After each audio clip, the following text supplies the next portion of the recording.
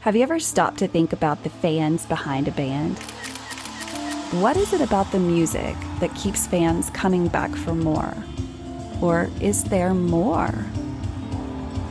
My name is Renae Lipsmeyer, and I am the host of this podcast, The Space Between Podcast, the podcast where we talk about the fans of the Dave Matthews Band. Each week, a fellow DMB fan joins the show to discuss their journey with the band. Welcome to the Space Between Podcast.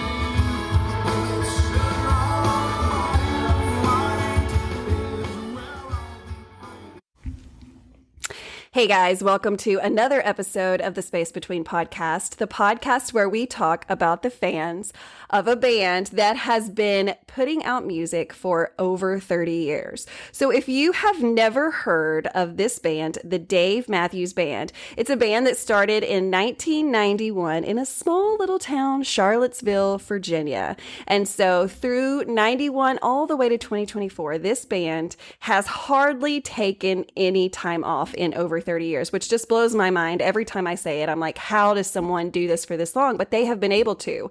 And so because of that, they have picked up thousands of fans all over the globe and of every age. And so every episode, I bring a fan of the Dave Matthews Band on the show to talk about their journey with this band who means so much to us, the Dave Matthews Band. So of course, this episode is like every episode. I have a fan on. And so thank you so much, first of all, for being on and being willing to share your journey with everyone. So tell us who you are, where you are, and when was the very first time that you heard of the Dave Matthews Band? Hi, I'm Jake O'Brien. I'm in Grand Rapids, Michigan. I'm 39 years old, and the first time I heard of them was actually November 19th, 1998, and I only remember that day because it was my 14th birthday. Hell yeah, 14. Wow, 14 years old. Isn't that just incredible to say? If you think back, you're like, damn. I mean, it has covered you from teenagehood through adulthood. And that's wild to think of one band that's been able to span that long. They've seen technology change. You've seen technology change. So how in the world how did you hear them? Absolutely. My best friend in 8th grade actually was going to the concert that night. And that day during school, I didn't have plans to go. And I just remember being jealous. I didn't know much about them at all. But he played a couple songs and I was like, man, I dig that stuff. Yeah. And I had never been to a live music show. And it just so happens that I got home from school and my parents said that my aunt and uncle had an extra ticket. And I was shocked. I don't think my parents were very excited to let me go. I grew up an extremely Catholic family. So, the environment, and I was only 14. So, they allowed me to go. And it was just the start of that journey. What were your thoughts? I mean, and what had you heard prior to that? Can you think of any songs that you knew kind of before going into the show? Really, only Crash. Okay. Nothing beyond Crash. So right. I really didn't know any of it, but I loved the eclectic mix of several different instruments. The fact that they just jammed out. It was my first live show. So it changed me from that moment on. I was in a way addicted to just live music in general and Dave and the guys. Yeah. So what were you listening to before this happened, before this was introduced into your life? What kind of music were you listening to at 14?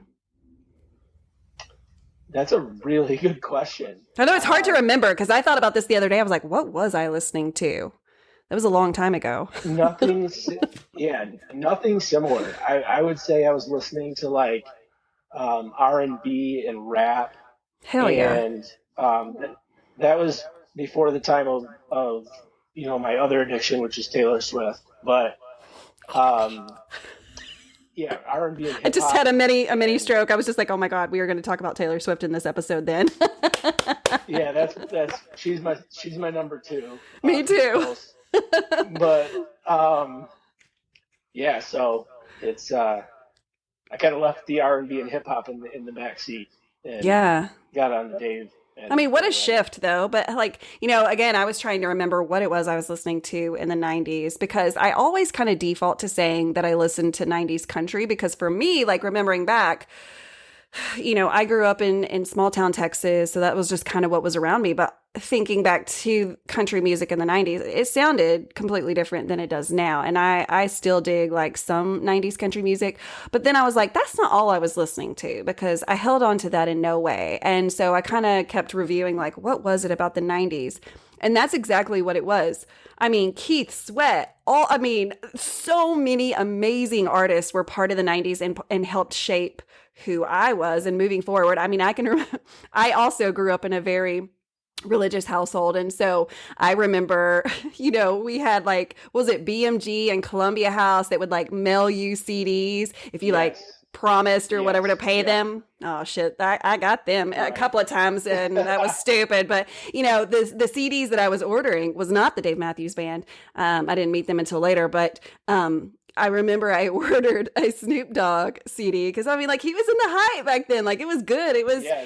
it was what everybody was kind of talking about. And so I remember getting it home and playing it in my room. And my parents walked in right away and was like, no. And I mean, they kind of tried to sit down and be like, this is why we don't listen to that. And I'll never forget. That's like one conversation that I had with my Right. parents that I'll never forget because I was like, dude, like my music should be my choice. But, well, and at that age, it's really not necessarily your choice at that time. But yeah, the 90s had so much good music. And of course, then here comes the Dave Yeah. Matthews Band. And they sounded completely different than anyone else that was out there because, they had so many different instruments and so many different sounds. And the best quote I've heard just recently is that they are not your traditional rock band, right? Like they are kind of a jazz fusion band where they are able to kind of mix Right. in a bunch of things. So I agree with you. Like it was something that was so far out. And I think maybe that was the hook for me was like, oh shit, what is happening on stage here? And so let's go back to like the first time you're on stage and you're seeing them with your eyes. Like obviously the Dave Matthews Band puts on such a visual performance. They're fun to watch in general. Each person that stands up there and even Carter, being behind the drums, he he has that smile on his face. He's blowing that gum all the time. He's just so contagious. Right. So do you remember some moments that may have stuck out to you? Well, the first show that it was back when they had the opening band, and I Oh remember it yeah. was Bella Fleck and the Flecktones. Oh, And so throughout the show, they had Bella actually guest on a couple songs, and just adding him to the music in the show and just jamming out. Like I just remember just you know they may not have practiced it at all and just going and ad-libbing it yeah. and just the interactions between all of them. I had never seen like, 6 or 7 people on stage at once playing several different instruments. I mean, it's incredible. And to this day, I'm still like amazed by it. Exactly. It's fantastic. If nothing else, we talked about this before I hit record. If nothing else, it's like we've fallen in love with them more with time, right? Because there's just Oh, such an absolutely. appreciation for what they're doing and that they're able to still continue to do that. So you leave your first show and, like you said, you'd gone with who did you go with exactly? Was it your aunt? No, who did you say it was? Yeah, I went with my mom's sister and her husband, so aunt and Okay. uncle. Okay. And today they're the two coolest people in the world for taking 14-year-old me Yes. to a show like that. Many, many thanks if they end up listening to this. Thank you for introducing him to Yes, the Dave yeah, Matthews for Band. sure. So what do you go home and tell your parents? Because of course, if they were kind of a little bit like, I don't know if I want you to go, do you talk to them about it? Do you tell them like my mind is blown? Like, or do you just kind of skip over it and go, yeah, it was good, I'm sure I told them, it was great, and I think I might have mentioned that had a contact high, but I don't exactly remember I definitely told them I loved it. And, Yeah. now I'm turned on by the live music. Yeah. But I don't remember Yeah. what I said. Yeah.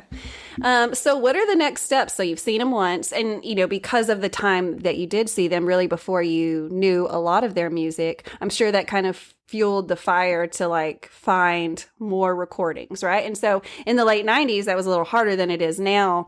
You were either looking for CDs, which, in the late 90s, there wasn't as many as there is now as far as live concerts and things like that. So how did you go about finding music, and what did you listen to next? Um, I believe I um, found a CD is really how I found it to listen to it more, and just got on the bandwagon and just didn't stop from there. Like just any CD that I could find, any recording, the one or two songs that the radio would play, and it just took off from there. Yeah. Anytime I could go see them, sign me up.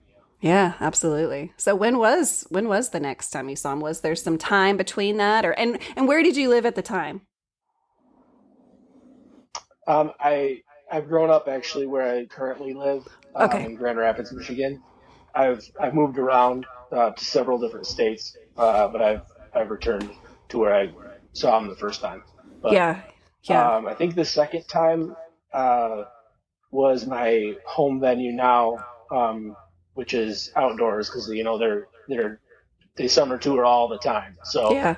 a lot of different outdoor venues, as you know. So Yeah. and my home venue is Pine Knob in Yeah. Clarkston, Yeah. which is passed over by many people because it's a Tuesday or Wednesday night. Mm-hmm. But it's an amazing venue, and so I started going there yearly, every summer. Haven't missed it in a long time. But Yeah, I've heard about Pine Knob for sure, and I hear the people that go there.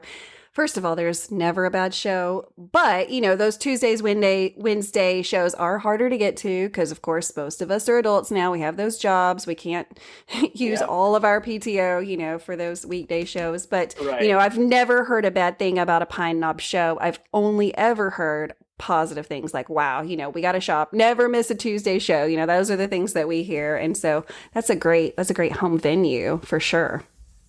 Yeah, yeah. So what do the next step looks like for you? Like how do you move forward? From where I am now, or Just from after you see in that first show. Yeah, like you get more into their music, and then what takes you to your second show? just wanting to see them again and a live show in general. I mean, Yeah. I loved going to see them live, but then it was also just like I want to go to another concert, Yes. and so I just started going to see them at any opportunity. I mean, I looked up, in drivable radius where I could see them, like Deer Creek. I'm pretty close to Deer Creek. I'm close to any shows in Chicago or around that area. Yeah. And I just kind of went nuts. Like, just take me to any show I can get to, Yeah. basically. Yeah. Yeah. No, I And totally get that. it's been an awesome ride. Yeah, and you're so lucky to live in an area where they're going to come every year, and if you're close to Deer Creek, which if someone's listening to this and you're like, "What the hell is Deer Creek?" Well, I'm glad that you ask. Deer Creek, it's not even called that anymore, right? That's just what Dave Matthews Band fans, I'm sure there's other bands that Right. may call it that, but that was a name that it had many years ago. I don't know when they changed it to Ruoff whatever center that it is Yeah. what that it technically is now. But that is now, and I don't know if it always has been, a 2-night venue. So you go down, they have a Friday night show, Saturday night show, and that's one of when you talk to other fans that have traveled a lot to see the band, and you think, okay, well, where do I need to see the band? Like, what's the highlights? Deer Creek is always one of those. So if you're listening to this and you're like, I would love to start visiting these places around the United States, definitely look into Deer Creek. It is located in a small city just right outside of Indianapolis. And so, you can fly into Indianapolis, and then I would say, what do you think, like 45-minute drive or something like that from the inner city to, what is the name of the Yes, city? What is the name of the city? Noblesville. It's in Noblesville. That's Noblesville. right. That's right. That's right. I mean, that's a great one. Yeah. So if you do you tend to go to that as much, like every year, as often as you can? No, that's one I don't go to as often. Um, I love it, and it's definitely somebody that hasn't been there. You got to get there. But Yeah. um, lately, my wife and I have done the Gorge 4 years Wow. in a row. Yeah. Um, and I wanted, like, 5 years ago, I wanted to make it there once, Yeah. and I was so happy to go once, and then I was like, well, we got to go back. Like, we Right. can't not go. That's And usually what I so we hear. keep going back. So And you've at been four times I just times? have had to, Four times? yeah, we've been 4 times. Wow. Yeah. So we've had to scratch some venues off, and Oh yeah. Deer Creek has gotten the scratch off Yeah. Well, I mean, the a gorge, couple times. and if you're listening to this and you're like, okay, you're using a lot of lingo that I don't even know what this means. So the gorge, because not everybody knows, and that's okay. That's what we're going to talk about. We're going to break that down for True. someone that is a new fan, and you're like, I just want to know how to do this. So the gorge is a venue that is in Washington State. It is 2 hours east-ish, northeast-ish of Seattle. So it is kind of a trek to get there. You definitely are in the middle of nowhere, I would say. So you have to it is one of those trips that you kind of have to plan because it's going to require you to have a place to stay. There's a lot of camping that goes on there. There is RVs that you can either bring your own, or have it delivered and you can stay in an RV. And then, of course, there's hotels that are near-ish and stuff.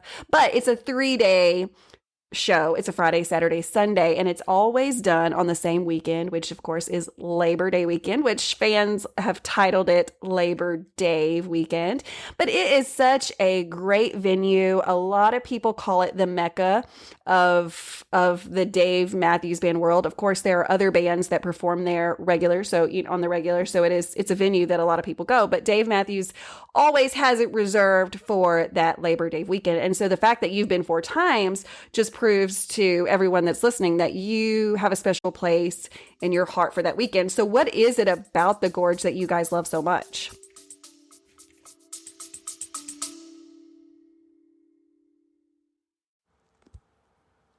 Hello, everybody. This is Dave Rich from the Eddie Casino Band out in Las Vegas. We're really excited to get this journey going, celebrating our music, our original music, on all platforms. We just released our first single over Labor Day weekend called Eddie Casino. If you're looking for new music, look out for our next single coming out to Spotify, YouTube, Instagram, Apple Music. These guys in the band are really excited to get started playing music for you all. If you like Tom Petty, Zach Brown, Jason Mraz, Dave Matthews Band, Rob Thomas, Jimmy Buffett, Pink Floyd, Stapleton, Bare Naked Ladies, Goose, Billy Strings, Sting and the Police, a ton of influences that we bring to the table. Hope you enjoy our music and look forward to seeing you soon live on stage.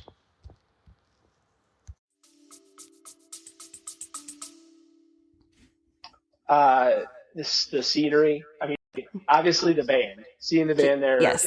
is a bucket list item.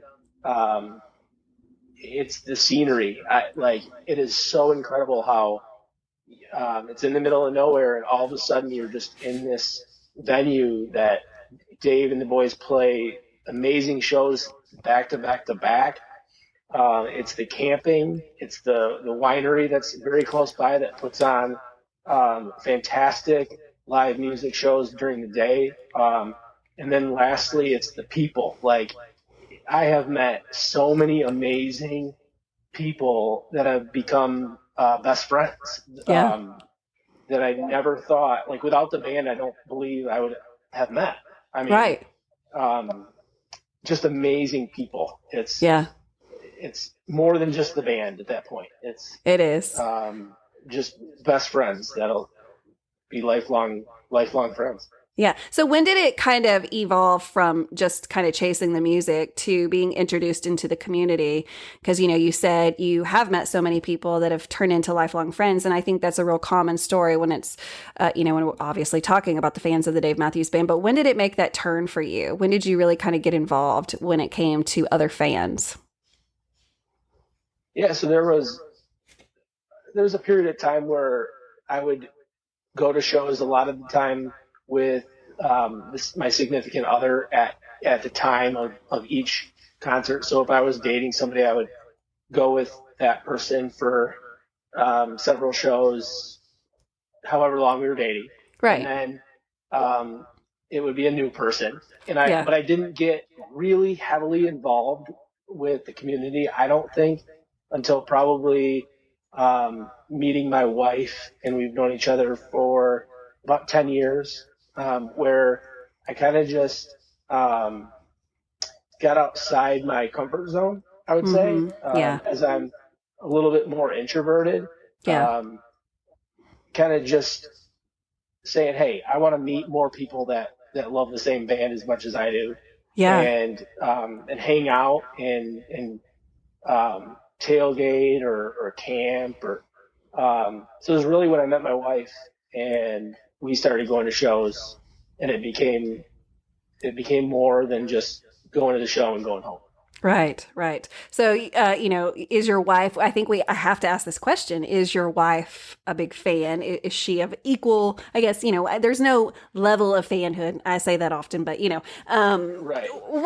Does she love the Dave Matthews Band? So when we met, she had never seen them, heard maybe the radio hits. Sure. So she was not a fan when we met, for sure. So I slowly got her into them. Would I say she loves them? I wouldn't say love, but she enjoys the shows. She goes to the show, most of the shows with me now. Yeah. We've met friends that she's friends with. I mean, it's a community, like you said. Yeah. I joke that she used to say that we would only go to one show a year. And I laughed at that. I said, that's not happening. Or maybe we shouldn't get married. Only one show is not happening. And so, we're usually between 7 and 9 shows. Holy shit. That's awesome. Summer. And we keep telling ourselves that we need to calm down a little bit. Do you? Do you need to? I don't know. How much time do we have left, right? There's always that. Right. There's always that side of the story is okay, we can talk about that, but also I need for you to know that this could be over at any minute, right? So it sounds to me like we should be cramming it in, right? How many more can we get? I am totally agree. I am in agreement. My husband doesn't believe in that philosophy, though. Yeah. No, he's like, we're still there though. We're still there. I think this year is at 8. So we've made we've not calmed down. Nope, not yet. It's not the time. Maybe another year. Maybe next year or the year after. We'll see, right? Yeah, we'll see. We'll keep going. Yeah. So, one thing that I always hear is, it's not all about the music. That is what we fell in love with. That was the hook for sure that got us in. And that is the most beautiful part. But then, after you've gone to enough shows, you tend to pick up on a few things. Number one, if you're looking around you, you're going to see a lot of the same people at every single show. I mean, we have fans, or the Dave Matthews, I'm speaking for the band. I am not. But the Dave Matthews Band has such a following. People that, now, because of how old this band and because we have aged with the band, we have to remember that a lot of people are near retirement, have already retired, and that's beautiful. But then also after 2020, we had the the ability to do a lot of work remotely. So that's kind of changed the way that people, how they do their lives. You know, we can travel all the time, but still be employed. And that's wonderful. So because of all those things, a lot of people do hit up as many shows. You know, the kids are grown, we're close to retirement, we have a little more disposable income because we're 60. And so, you know, you may see a lot of the same people, you will see a lot of the same people show after show after show. And because of that, you just tend to meet people. But then there's also all of the fan things that come along with the music. You know, there's often night zero parties, which is typically the night before a show. But even at places like the Gorge, when, you know, there's so much time at the Gorge where there is no music playing, right? And so the events that are sponsored by the fans that are put on, you know, whether it is, you can probably name those events because I've only been once, but it just seemed like there were things going on all the time. And because of that, again, you just meet more people. And so can you name any of those events? I know that there's some yearly things that happen at the Gorge that people just kind of flee to. Like there's some kind of Olympics or something, like a beer, something. The beer Olympics. Yeah. Yeah, the beer Olympics. Yes. Yeah, and I haven't participated in those. I'm not exactly sure why, but I've seen them and they're great. Like it's just you know, more community building and more, they have a potluck. Yes. It's amazing. And it's wild. Truly just, fantastic. It's wild, just the level of organization that is behind, because, you know, me going last year, I just, you know, I didn't know what I was going to see. I didn't know what it was going to be like. And one thing that I took away from all of it is that there is so many organized events that are happening outside of the music. Like you said, the potluck, which is such a great thing, especially the timing of when they do it, because, you know, food is one of those things that is a bit of a challenge, I would say. You know, you have to kind of come prepared with food, because most people don't leave the venue. They kind of hunker down for the next 4 days. And so that means you have to have food and, of course, drink to continue. And the potluck is one of the ways where you can just kind of come with whatever you bring, like a bowl of spaghetti or a salad or dessert or whatever. And everybody brings something. And there are just tables and tables and tables of food from, you know, different, I mean, it could be things that are homemade, things that are bought from the store, and it doesn't even matter, but just like the level of organization and time it took to put all of that together. And that's just naming one event that happens, you know, and that is just at the Gorge. But this is something that happens, I'd like to say, at every concert. There is some type of fan meetup, because that is one of the things that the fans enjoy outside of the music, is just that level of like meeting up with people who love the same thing. And so even if you don't know them, even though they're technically strangers, you've already got something that you can talk about together. And so it kind of takes away that, you know, just kind of that nervousness of being around people that like, what am I going to talk about? I don't know them. Okay, well, I understand that. I feel the same way. I would say you're never going to believe this because I have a podcast, but I am so like naturally introverted. Like me just walking up to someone and talking, I've gotten better at it. Yes, I have, because it's kind of something I'm doing now. But like before this, that just scared the shit out of me, to think I'm going to walk into a room and I don't know anybody. And like, how do I approach that? But so if someone's listening to this and they're like, that sounds terrible, how can you do that? It really is not so bad. It is very easy. And I would say that for the most part, the fans are very, attentive. You know, they just make sure everyone feels welcomed. And a lot of the host of these parties, that is their mission, is if somebody shows up to this party, we are going to make them feel like they are welcome. Like, where are you from? How can we make you more comfortable? You know, like, it's just, it's another great part of this band. And I know that, you know, other bands, let's talk about Taylor Swift for just a minute. I mean, her fan base has a lot of the same similarities as far as like, you know, there are many, many, many podcasts, and there's even a podcast about the fans of Taylor Swift. Did you know that? Oh, I did not know that. Oh, yes. And so it was like confirmation that I was doing things right in the podcast world. I was like, hell yeah. Sure. Taylor Swift has, I don't know if she knows about it, but like because there's so many podcasts out there.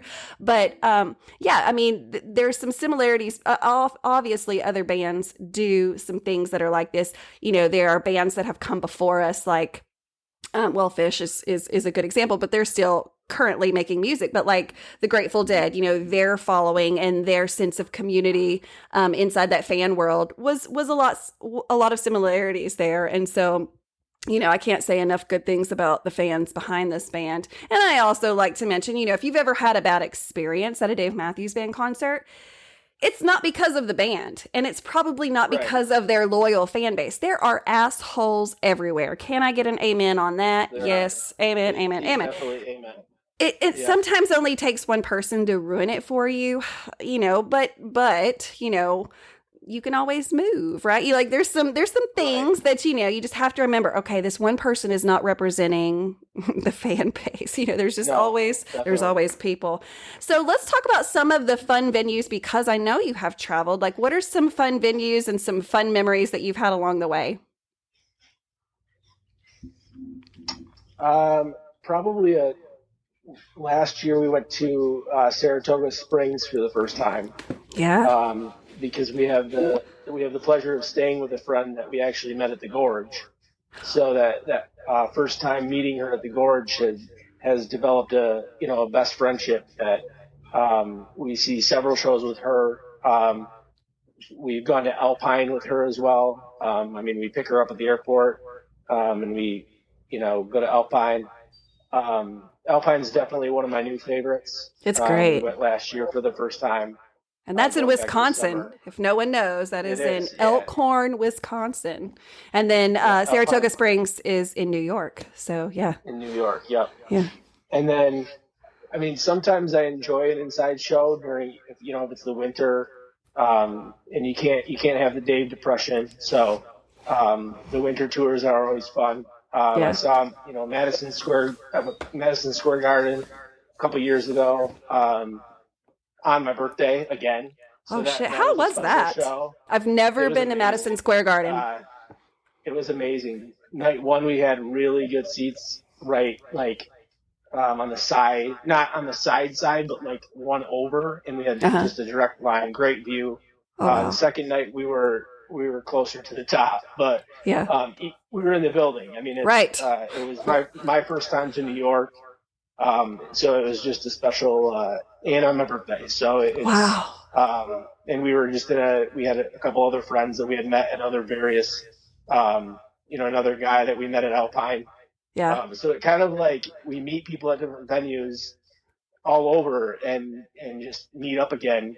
Right. At other shows that we're all going to each summer. Right. Well, I just think that this is such an adult way to meet friends, right? Because, when you're young, you're in school, you just, you naturally meet people. But when it comes to time to be an adult, often the only people we see are the people that we work with. Sometimes we like them, sometimes we don't, right? It's kind of just, you never know.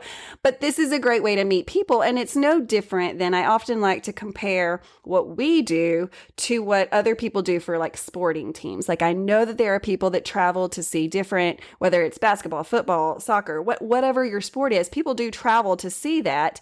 And along the way, they meet other fans of, that sporting team. And it just kind of creates this whole thing. And so it's no different when it comes to music. It's just a different way, but it's a great way to meet people. It's another great way to, like you had said, you've never been to New York. It's a great way to see the country and even the world if you're open to really traveling with the band, because we know, this band travels everywhere, all over. And so it's, that's on the bucket list too.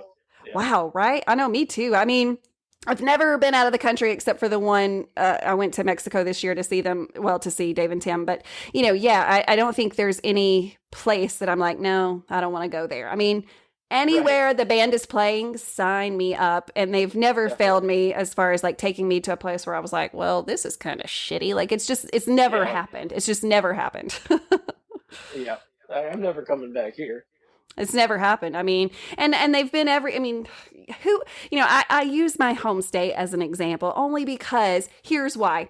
So I live in the state of Arkansas, and you would not believe how many people I tell that to. And it's like the forgotten state for real. They're like, wait, what? Where's that? And I'm like, did you not take geography in school? Like, it's right here in the middle of the country. Like, it's not even as small as like Rhode Island. Like, come on, but Right. you know, it just, the Dave Matthews Band comes to Arkansas. So, you know, he takes you everywhere. So if you love travel, again, it's just another way to see the country, with purpose in place. And so, I definitely, Madison Square Garden is on my bucket list. I've never heard a bad thing. But then, like you said, you're also in the city, which, you know, there's so many things to do there. What were some things that y'all were able to fit in while you were there?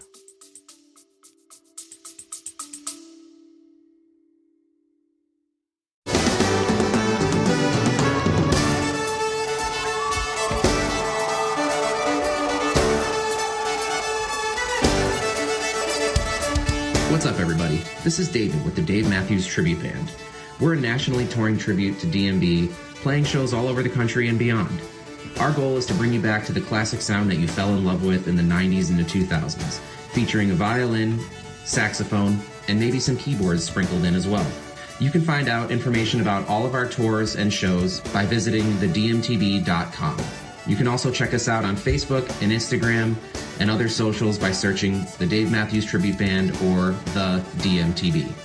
Hope to see you on the road and enjoy the Space Between podcast.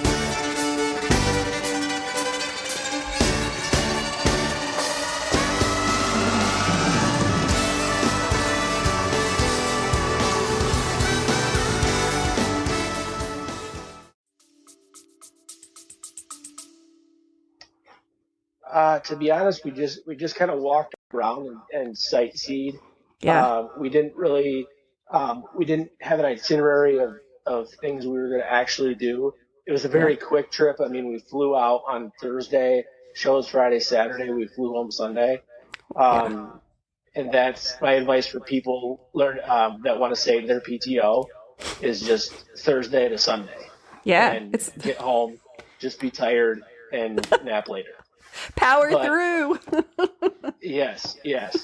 So we didn't really do much. I mean, we walked around.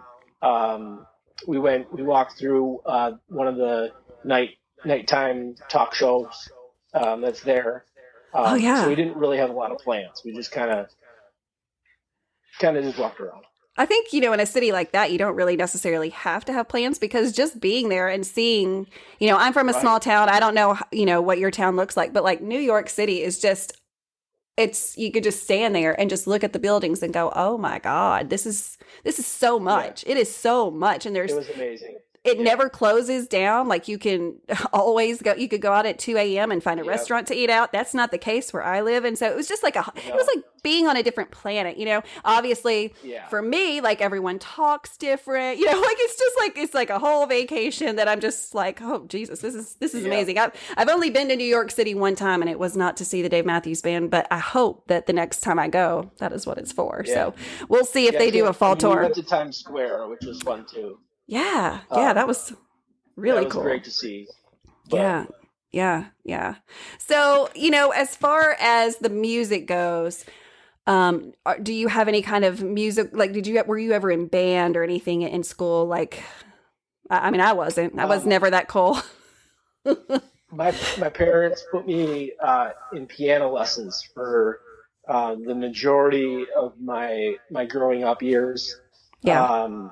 And then I just ended up quitting. I had a bad experience with a teacher. That's a long story. She made me cry because I didn't practice enough. But, oh no!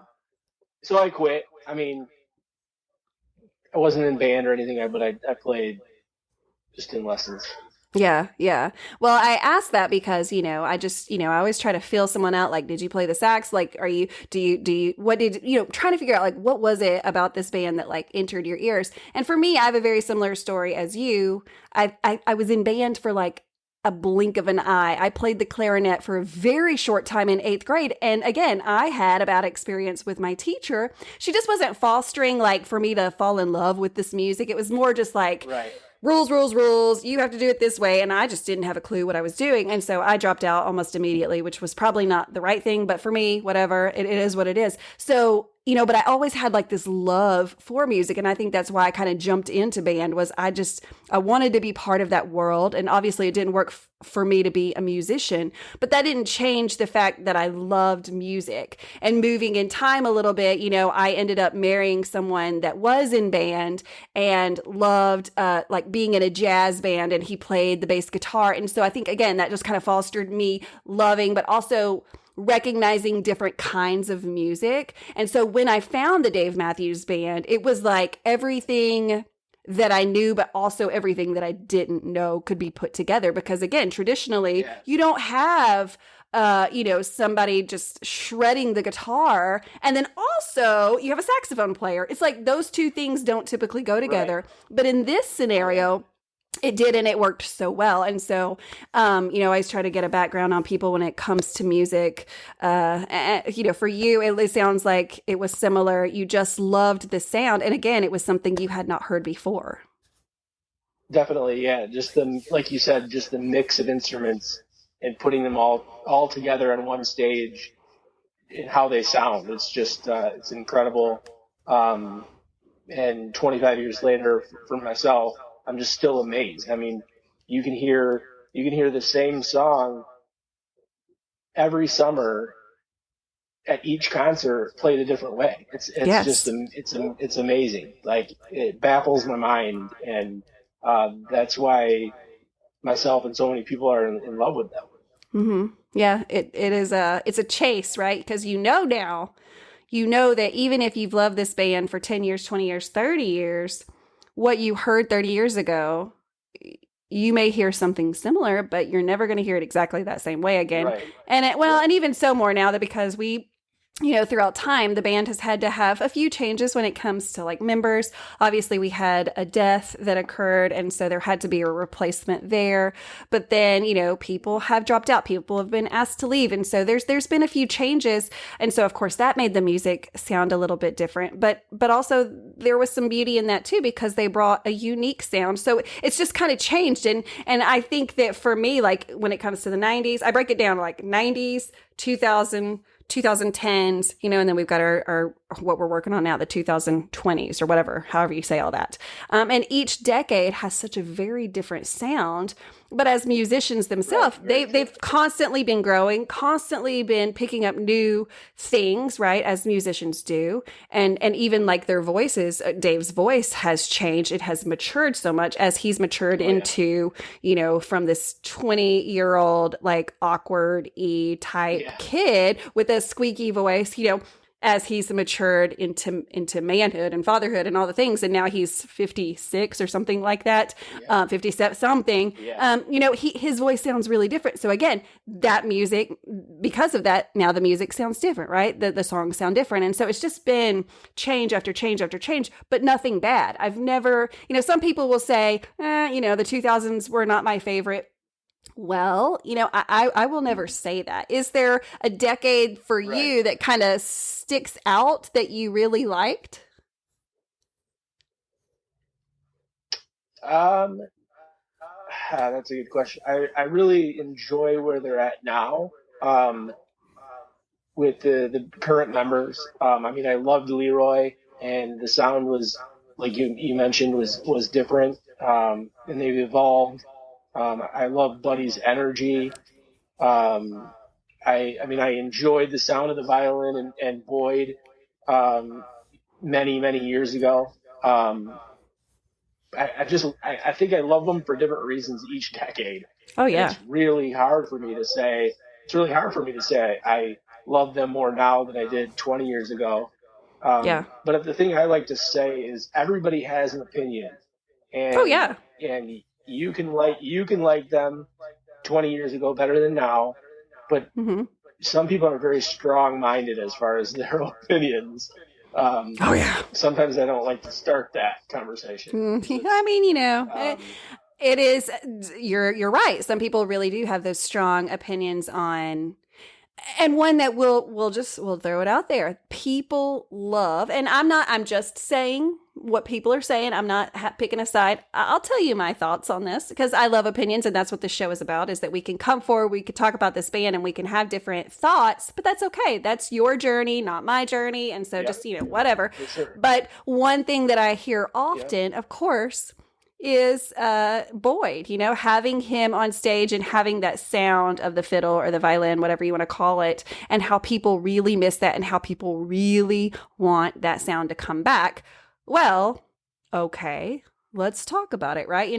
Why do you feel that way? But, I think it's that was a different sound, and that's it, it did make them sound very different, but I love. Well, let me go back. We are never going to have him as part of the band again. That I'm pretty 100% sure on. We're not, he's never going to be back in the Dave Matthews Band. However, I think that the band recognizes, and I think this is such a beautiful thing, the band recognizes that the fans, because we have a big voice, that the fans miss that sound. And so if you were listening over the last couple years, there will be some times that Buddy, of course, who he came in 2018-ish, something around in that neighborhood.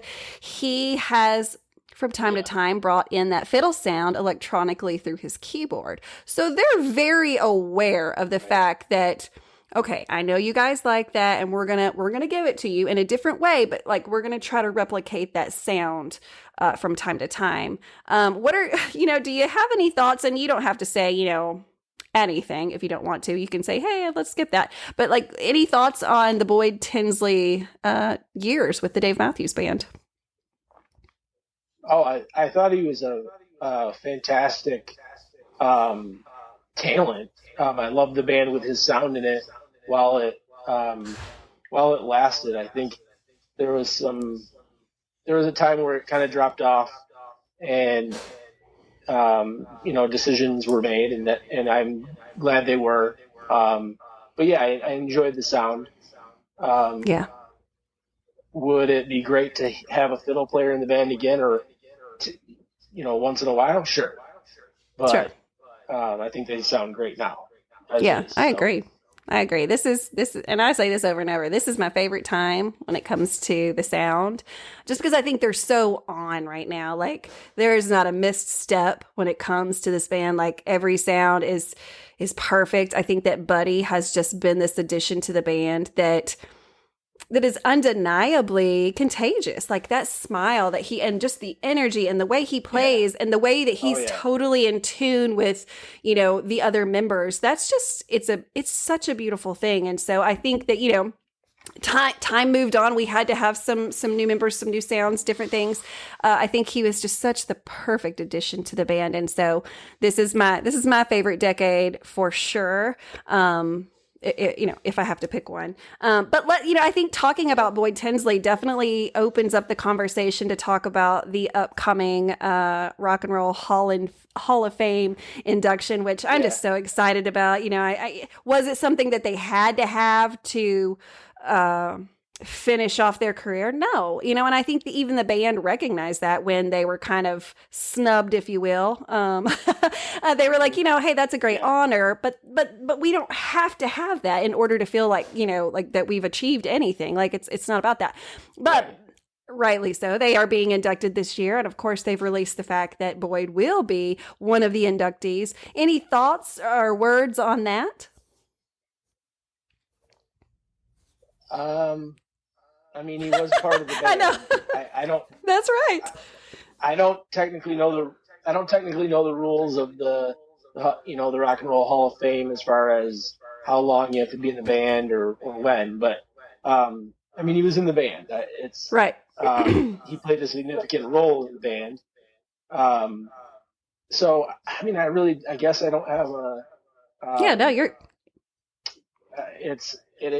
He's no preference. It is what it is. It is what it is. He's not going to play with the band, and I heard he was invited. That might not be true, but if it is, I don't think he'll be there. but yeah, I don't know. Yeah, we'll see what happens. We'll see what happens, because I've heard that a lot too. Like, will he even show up? And obviously, like, the things that I say on this show, like, I haven't sat down with the band.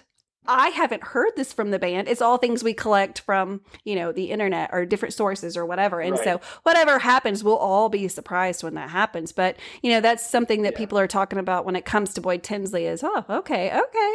Well, he had such a large presence. He was a large part of the sound that when they started, they were known for, right? Because who throws in a saxophone and a fiddle? And then, it was such a wild combination, but he was such a big part of what they sounded like when they started, right? And even through several years. And so I think he should be recognized. Absolutely. I'm on board for that. Do I think he's coming back with the band? Hell no, I don't. I don't think he's got a chance in hell for that to ever happen. And I don't think, no, I don't even think that's a thought in the band's mind. But, I think fair is fair. And, just giving him the mention, at least, of, hey, man, he played a significant part of us starting and us creating a successful band. And so many of the fans loved everything that he did. And you'll hear it if you are in the fan group enough, or if you're in all of the chats and stuff, you are going to see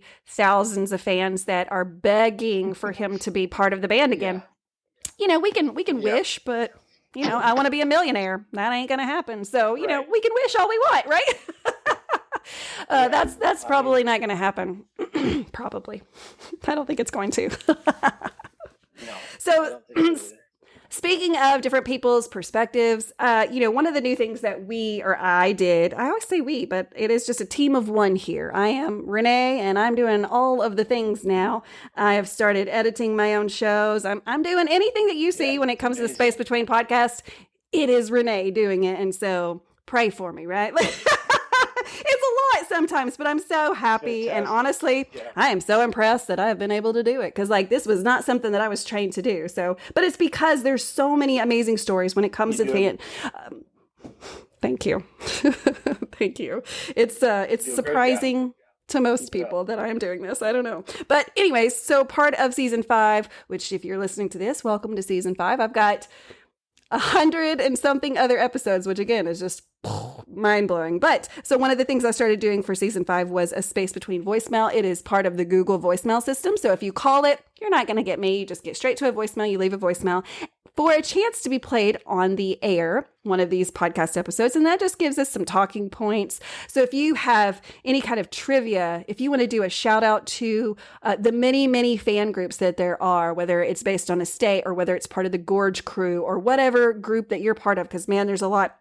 You can call the Space Between voicemail, which is simply just 479-259-1630. And so that is what we are going to do right now is we're going to listen to a couple of voicemails, and that'll give us some more things to talk about. So let's see here. What do we want to play first? This is a short but sweet one, but we'll do it. My favorite date night song from Dave Matthews Band is Break Free. It is so sexy and so good.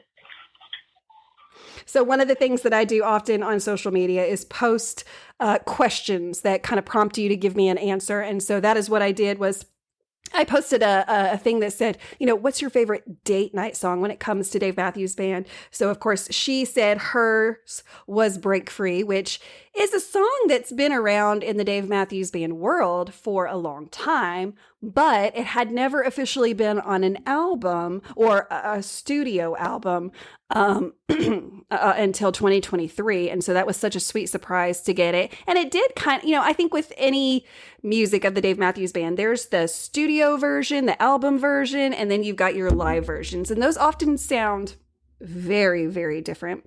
And so, it was still good just to have Break Free be on an album, just so that people could find it easier. If you're a new fan, you may not do a deep dive into those live concerts. You may just be looking at studio recordings. And so finally Break Free has its place. And I'm so happy about that. Definitely one of my favorite. I have a tattoo that's somewhere on my arm that says Break Free. So I'm a big fan of that song. Okay, so let's go into the next voicemail. So this is Julie. The Dave Matthews Band song that hooked me was 41. A friend gave me 41 on my 41st birthday.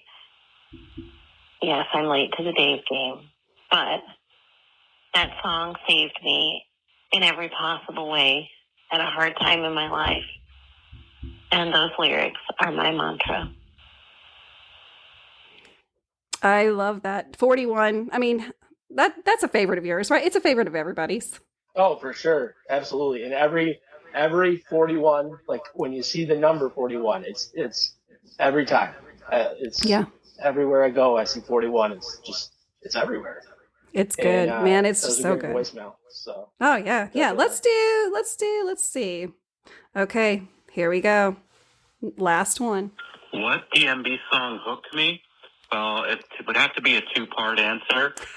For album-wise, it's definitely the best of what's around. Hearing that opening drum riff and the vocals and the chords and the chorus just reeled me in back in the early 90s, and I was hooked ever since that. I would listen to that album nonstop, front to back, top to bottom, all the time, to the point where it drove my parents crazy.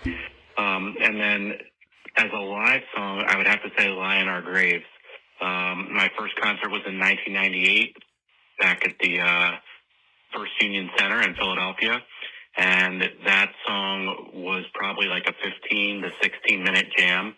And it was just amazing. And I remember searching far and wide for a bootleg version of that album from that show from 11/30/98, which I ended up finding about a month or two later in a local record shop. But that version of Lie in Our Graves and really all the extended jams from that year were incredible. They were doing extended jams on Crush and 41, Lie in Our Graves, Say Goodbye, Two Step. Just all those songs are unbeatable. But to answer your question, for the album, it's the best of what's around, and live, it's Lie in Our Graves. Thank you so much. Ooh, let's talk about Lie in Our Graves. That's such a it's kind of it's such a good one. It's so fun. It's one that, you know, in Europe they for 2024 their Europe tour, they really did kind of break it out. It's been one of those songs that people chase because in the past it's not been one that just was played all the time. You know, it's kind of been just kind of more rarer to hear. But it's such a fun song, and I think it has a really great message. As you know, it's such a great song. It's so fun, and the way that they play it, amazing. I have some friends that that's just their chaser all the time. They can't get enough of it, and every show I've been at with them, they've never gotten it. But every time I'm at a show without them, I get it. And so, you know, I'm calling them. I'm like, yeah, I'm so sorry. You know, you should have been here. You should have been here. I don't know. So where are you at? Every time I hear that song now, I think of Mary and Bob Heron. So shout out if y'all are listening to that. They're another strong group of fans that oddly enough live about 10 minutes from me.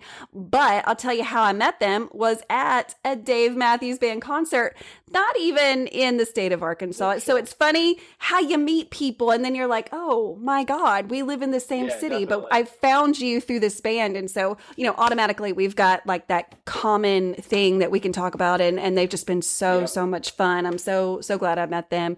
So hey, are you open to doing some Dave Matthews Band trivia? Absolutely. I'm probably not very good, just in general at trivia, not very good. But I will give it a try. give it Yeah, give it your best. I mean, I told you this before we started recording, but one of the things about trivia, especially when it comes, well, just any trivia, is if you don't know the answer, then that opens you up to learning something new about the band, which I think if you're, if you're, I know that you are, but if you're listening to this, you want to know more about this band. And so this is just, I feel like it's a win-win for everybody. So I've got 1, 2, 3, 4, 5, I got 6 questions for you. So let's get right into it. Okay. Which one's first?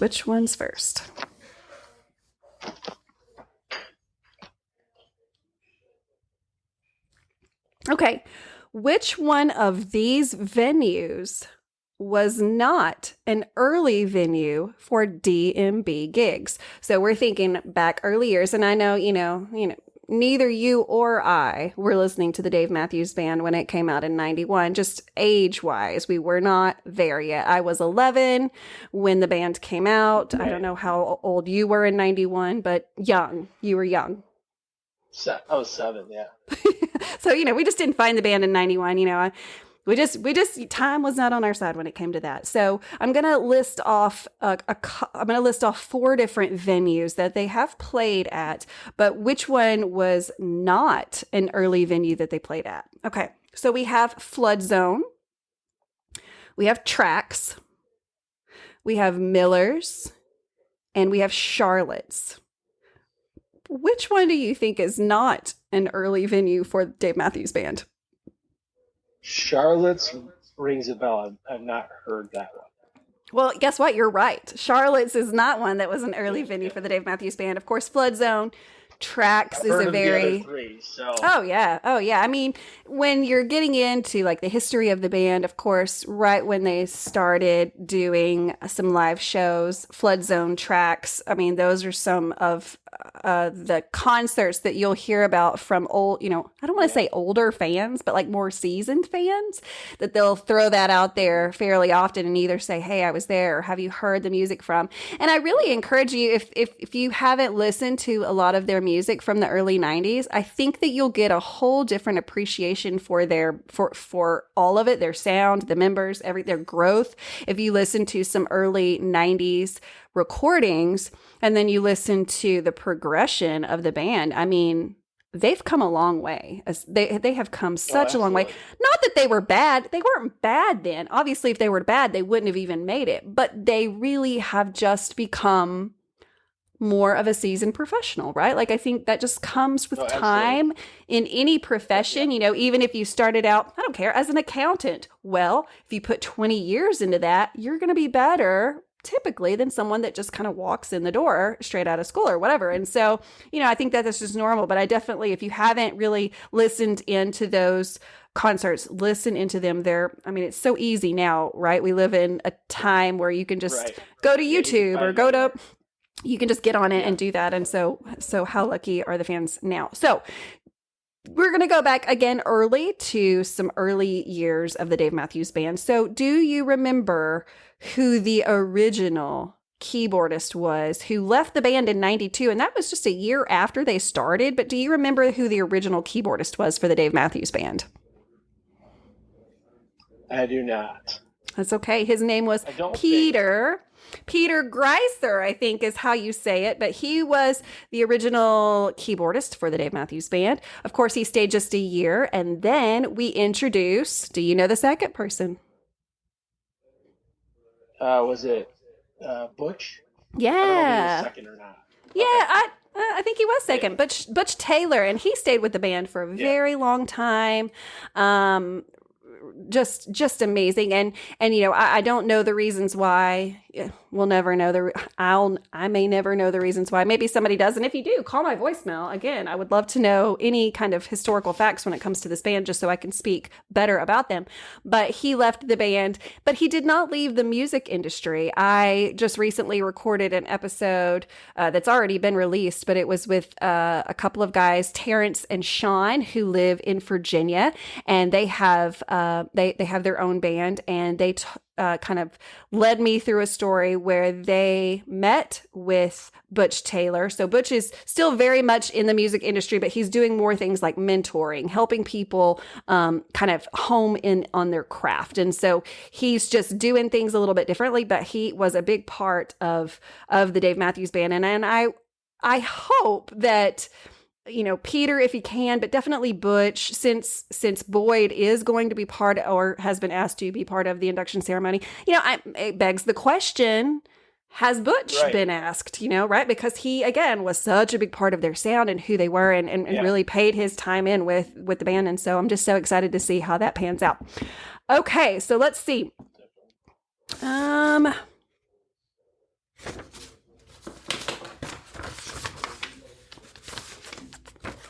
Let me open up my book. Have I ever shown you my book of trivia?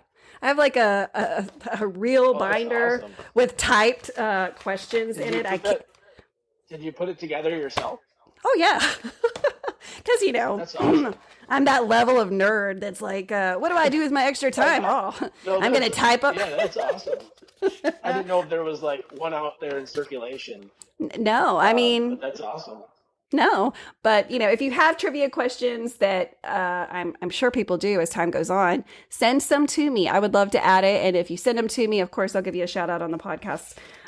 Do you know what song on Big Whiskey album that Leroy is not in? Oh, jeez, is this multiple choice? It can be. I excel much better at multiple choice. Let's see. Ooh, that means without the multiple choice. That means I gotta make up some stuff. Let me pull this album off my wall here so I can tell you. Okay, so which song on this album, Big Whiskey, which is one of just such a great album. Which song did Leroy not play in? Okay, so we've got "Lying in the Hands of God," "Why I Am," "Squirm," or "Shake Me Like a Monkey." Which one of those songs did he not play in? And it's okay to guess, because I would not have known this either. At this point, it's just a guess. I'm going to say "Why I Am." Well, it is actually "Squirm." He did not play on that song. Okay.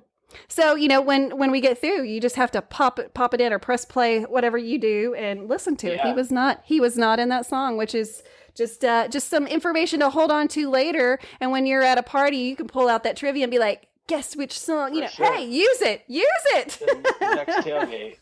Yeah, for sure. Okay, let's do one more. Let me find the perfect one for you. No, I'm going to give you an easy one, easier one.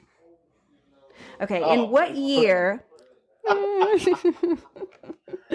In what year was The Warehouse? Which, if you're listening to this and you're like, what is The Warehouse? Well, it's a couple of things. Number one, it's a song that the band plays, or, you know, and then it is also the name of the fan association, like the fan group, like Taylor Swift, again, has an official fan group. So the Dave Matthews Band, of course, has their official fan group. It's called The Warehouse. Do you remember what year that started?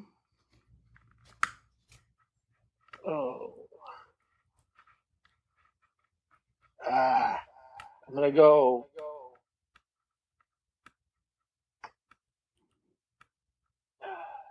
I don't. But, I'll give you a hint. Okay. I'll give you a hint. So it actually officially started the year after this, but it was formed and information was given out in the same year that you went to your first concert. Oh, geez, that's like giving it away.